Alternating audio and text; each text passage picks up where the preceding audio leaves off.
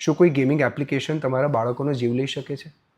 એક બહુ જ મોટી દુર્ઘટના ઇન્ડિયામાં થઈ, જેમાં 3 યુવતીઓએ કોરિયન ડેટિંગ ગેમ રમતા રમતા પોતાના જીવનો અંત લાવી દીધો.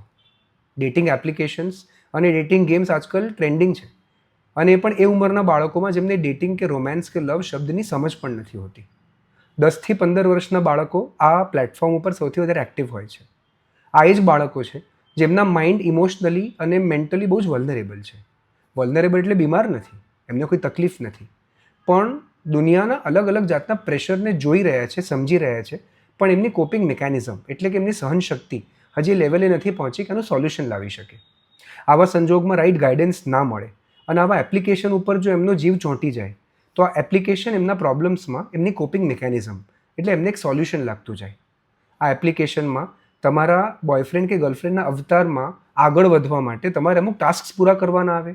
એ ટાસ્ક પૂરા કરવા એમની લાઈફનો મોટો બનતો જાય, અને જ્યારે એ સામેનું ચેટબોટ કે એઆઈ એમને ગમે રીતનું વર્તન ના કરે, તો એમનું ફ્રસ્ટ્રેશન ટોલરન્સ પૂરું હોવાને કારણે આ બાળકો આવેગાત્મક થઈ જાય અને ન લેવાના પગલાં લઈ શકે છે.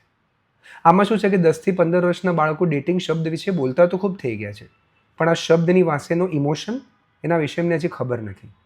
જ્યારે આવા એપ્લિકેશન રિયલ અને વર્ચ્યુઅલ વર્લ્ડ વચ્ચેની લાઇન્સને બ્લર કરી નાખે, ત્યારે બાળકોને ખ્યાલ પણ ના આવે કે સામે ચેટબોટ ઉપર વાત કરતું કોઈ વ્યક્તિ નથી, એ માત્ર એક એઆઈ એજન્ટ છે, એ માત્ર એક કોડ કરેલો પ્રોગ્રામ છે જેનું બિહેવિયર એ બાળકને ગમે એ રીતે વારંવાર મોડ્યુલેટ કે મોડિફાય કરી શકશે.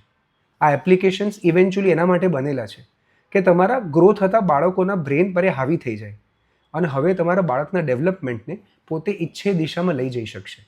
આ બાળકો ઇમ્પલ્સિવ થાય, ગુસ્સે, સ્ટબન, જિદ્દી, એમને ગમે વસ્તુ લેવી, એમને ગમે વર્તન કરવું, અને મોટાઓએ એમને માટે કશું જ ન બોલવું, કારણ કે હવે એ લોકો પોતાના ડિસિઝન લેવા માટે સક્ષમ છે એવું માનતા બહુ જલ્દી થઈ જાય છે.